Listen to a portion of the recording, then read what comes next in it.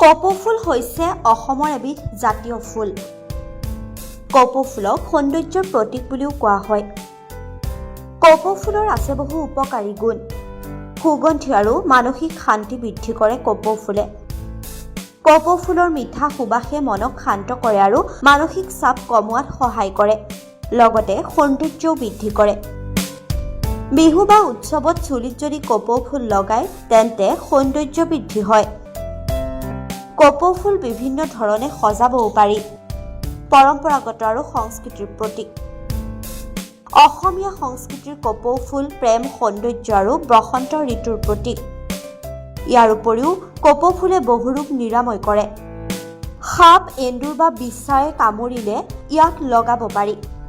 গাঁঠিৰ বিষ আৰু বাতৰ সমস্যাও কপৌ ফুলে নাইকিয়া কৰে। মুঠৰ ওপৰত কপৌ ফুল হৈছে বহুগুণেই উপকাৰী।